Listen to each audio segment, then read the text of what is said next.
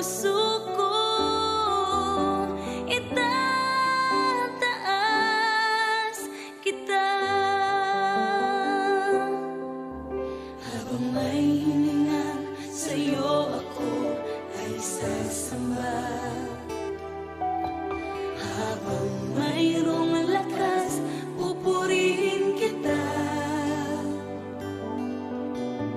Panginoong Jesus, minamahal kita.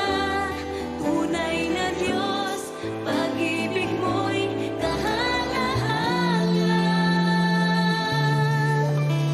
Itataas kita. Itataas kita. Sa buhay ko, sa puso ko, itataas kita. Itataas kita. Itataas kita. Sa buhay ko, sa puso ko, itataas kita. Itataas kita.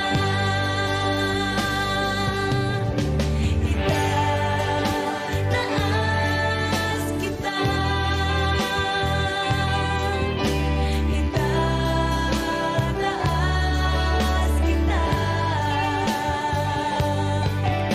Sa buhay ko, sa puso ko, itataas kita. Itataas kita.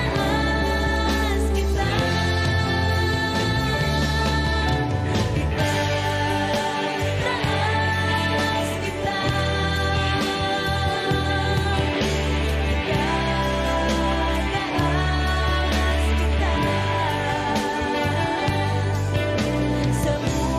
buhay ko, sa puso ko, itataas kita. Sa buhay ko, sa puso ko, itataas kita. Sa buhay ko, sa puso ko, itataas kita. Itataas kita. Itataas kita.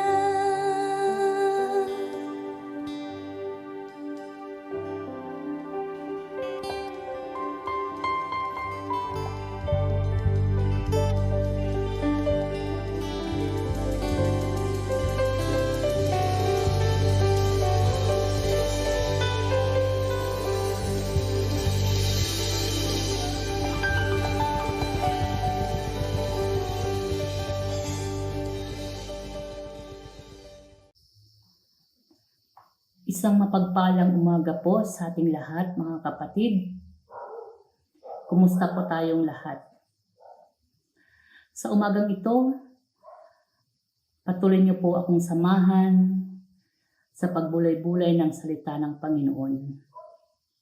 Samahan niyo po ako, makipagbukas po kayo sa akin sa aklat po ng Nehemiah chapter 1 verse 4. I'm reading in NIV version.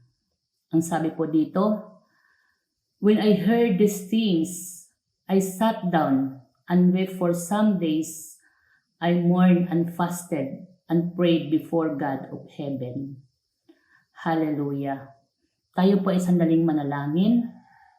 Dakilang Diyos na mga pangyarihan sa lahat, kami po ay nagpupuli papasalamat sa umagang ito. Salamat sa kalakasan, salamat sa kalusugan, Salamat sa panibagong lakas, sa panibagong buhay na patuloy mong ipinagkaloob sa bawat isa sa amin. Salamat Panginoon sa isang opportunity na ito na patuloy mong pinagkaloob sa akin upang muli makapagbahagi ng iyong mga salita. Buksan niyo po, O Diyos, ang puso at kaisipan ng bawat isa na makikinig sa oras na ito upang marinig ng bawat isa ang nais mong mensahe na marinig nila sa umagang ito. Itago niyo po, Panginoong Diyos, ang iyong abang lingkod sa iyong likuran upang ikaw lamang, O Diyos, ang makita sa aking buhay na bawat salita mo na mamumutawi sa aking mga bibig ay mga salita lamang na nagmumula sa inyo. Bigyan niyo po ako, Panginoon Lord God, ng fresh and revelation that comes from you, O Lord. Kayo po ang manguna, kayo po ang makita, kayo po ang maluwalhati, Panginoon Lord God, sa buhay ko. Maraming salamat po, Panginoong Hesus, sa umagang ito. At tunay nga na kay buti-buti mo, tunay nga na kay kangahanga-hanga ang iyong mga gawa. Marami pong salamat, Panginoon. Kaya po, Panginoong Diyos, patuloy kong pinagkakatiwala sa inyo ang oras na ito. In Jesus' name we pray. Amen. Mga kapatid, base po doon sa nabasa po natin sa Nehemiah chapter 1 verse 4. Ang narinig po ni Nehemiah, sabi po dito sa chapter 1 verse 3, "They said to me, those who survived the exile and are back in the province are in great trouble and disgrace. The wall of Jerusalem is broken down and its gates been burned with fire." Mga kapatid, ito po yung balita na nakarating kay Nehemiah.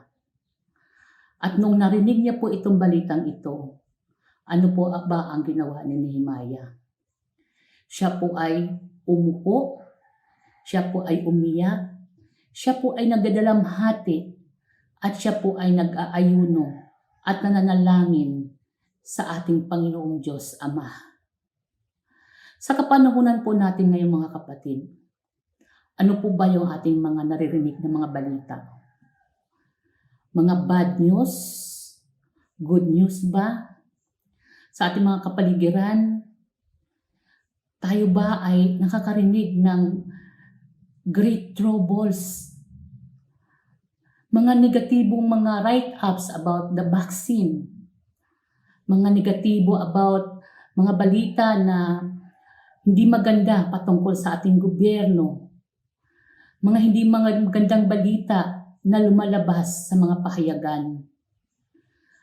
Alam niyo po, sa totoo lang mga kapatid, minsan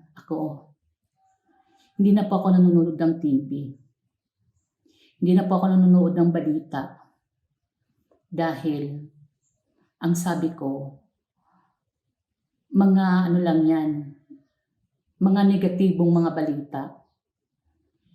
Pero, hindi pala dapat.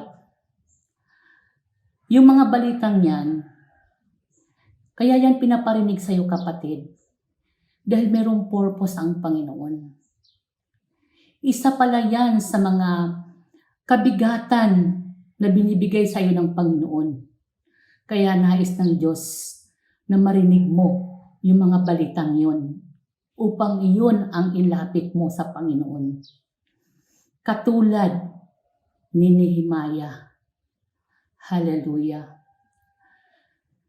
Si Nehemiah po ay isang tao po siya na he cared about the tradition of the past and the needs of the present. He cared about the hopes of for the future. He cared about his heritage and ancestral city and the glory of God revealed. This caring attitude in different ways. Sa umagang ito mga kapatid, meron pa akong 3 na nais na ibahagi sa inyo kung ano po yung attitude ni Nehemiah. Una-una po, Nais ko pong ibahagi sa inyo na si Nehemiah po ay he cared enough to weep. Dito po sa chapter 1 verse 4, ang sabi po dito sa kanyang mga salita, "When I heard these things, I sat down and wept for some days. I mourned and fasted and prayed before God of heaven." Hallelujah. Umiiyak po si Nehemiah. Tayo po mga kapatid, ano po ba yung ating mga iniiyakan? Umiiyak po ba tayo dahil tayo ay meron tayong mga disappointments, meron tayong mga problema, meron tayong mga kabigatan? Minsan po mga kapatid, ang pag-iyak daw po natin is a sign of weakness. Ngunit si Nehemiah, it is a sign of strength sa kanya, ang kanyang pag-iyak. And it was with Jeremiah also. Chapter 9 verse 1. Paul, Acts 20 verse 19. And the Lord Jesus, Luke 19 verse 41. In fact, Nehemiah ay siya ay katulad ng ating Panginoon Hesukristo na willingly shared the burden, nakibahagi siya sa kabigatan ng ibang tao. Hallelujah, mga kapatid. Kapag merong nilagay ang Diyos na kabigatan sa puso mo, huwag mong subukan na takasan yan, kapatid. Dahil kapag ginawa mo yan, mamimiss mo yung blessing na nakaplano, na nakalaan para sa iyo. Ang ating mga luha, alalahanin po natin na bawat luha na pumatak sa ating mga mata, bawat pag-iyak natin sa Panginoon, ay hindi po yan nawawalaan ng kabuluhan. Yung mga luha na yan na pumapatak sa mga mata po, kapatid, yan ay nagpo-produce ng bunga. Magkakaroon ng bunga yan. Oh, hallelujah, Jesus. During the time of the Jews, sila po ay nagpa-fasting po once a year. Ngunit si Nehemiah, he was fasting for several days. Fasting, weeping, and praying. Dahil alam niya na dapat mayroong isang tao na tatayo upang ma-rescue yung Jerusalem. Ang si Nehemiah po mga kapatid, he is willing to go. Handa si Nehemiah na gawin ang mga bagay na ito. Pangalawa po, Nehemiah cared enough to pray. Meron siyang pagmamalasakit na manalangin sa Diyos. In fact, the book of Nehemiah closes with prayer. It is obvious that Nehemiah was a man of faith who depended God. Siya lamang ay dumidepende sa Panginoon. Ang kanyang lakas ay nanggagaling lamang sa Panginoon. Naniniwala siya na wala siyang magagawa kung wala ang presensya ng Diyos sa kanyang buhay. Paano ba nananalangin si Nehemiah? Nehemiah began his prayer as we should begin our prayer too. Sabi sa Matthew 6:9, "Our Father, which art in heaven, hallowed be thy name." To what kind of God do we pray when we lift our prayers to the God of heaven? We pray to a great and awesome God who is worthy of our praise and worship. Mga kapatid, kapag tayo po ay dumaranas ng matinding pagsubok sa ating mga buhay, ano po ba ang kailangan natin? Kailangan natin ng great power. Kailangan natin ng great goodness. Kailangan natin ng great mercy of the great God. Is the God you worshiping is big enough to handle the challenges that you face right now? Hallelujah, Jesus. Pangatlo po, merong pagmamamalasakit si Nehemiah. Siya po ay nag-volunteer. Sinasabi nga po na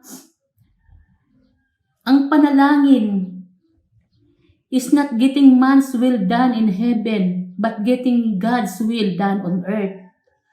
However, for God's will be done on earth, He needs people to be available. Kailangan ng Diyos na mayroon isang tao na magpapagamit sa Kanya. And God does exceedingly, abundantly, above all that we ask or think, according to the power that works in us. Ephesians 3:20. If God is going to answer prayer, He must start by working in the one doing the praying. He worked in us, through us, to help us to see our prayer are being answered.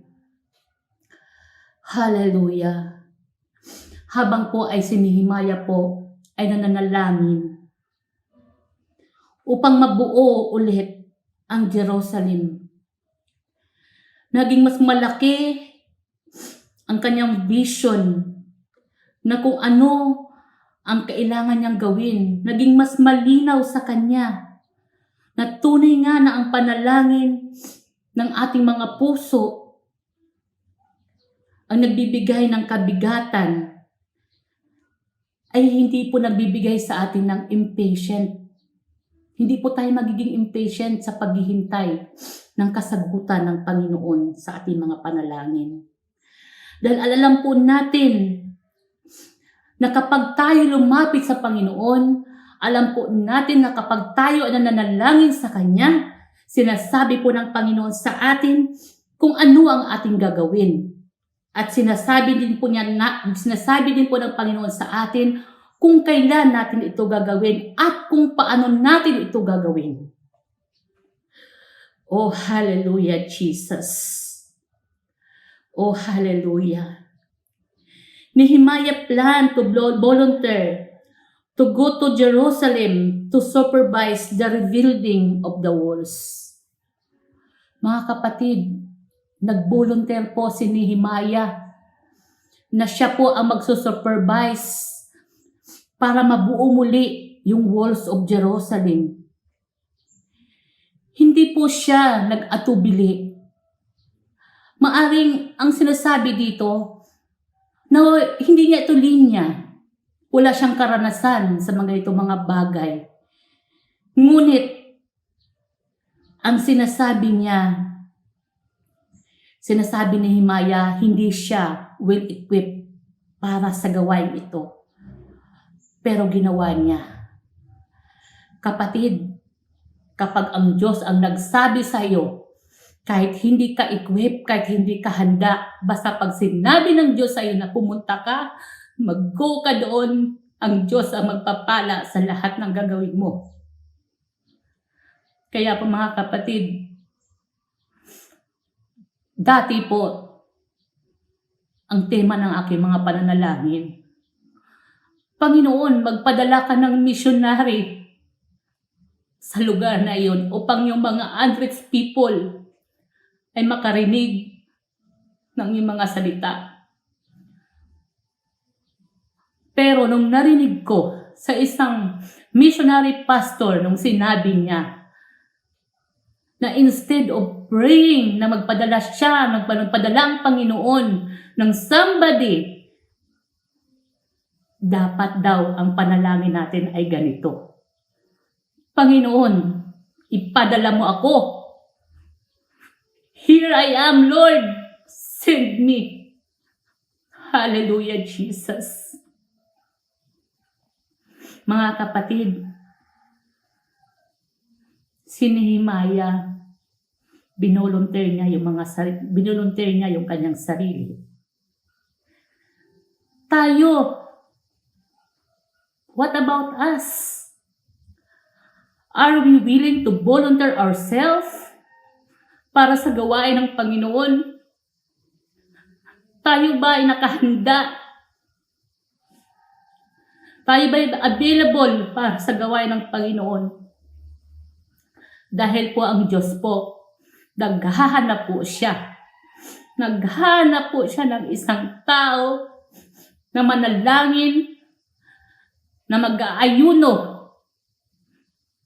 Naghahanap ang Diyos ng mananalangin para sa kanyang bayan. Handa po ba tayo, mga kapatid? Handa po ba tayong umiyak sa Panginoon para sa ating bayan? Para sa ating iglesia? Para sa ating pamilya? Para sa ating mahal sa buhay?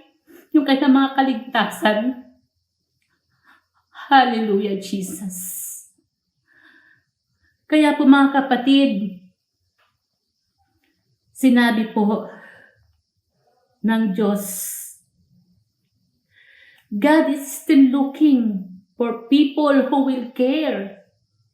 People like Nehemiah, who cared enough to ask for the facts, weep over the needs, pray for God's help, and volunteer to get the job done.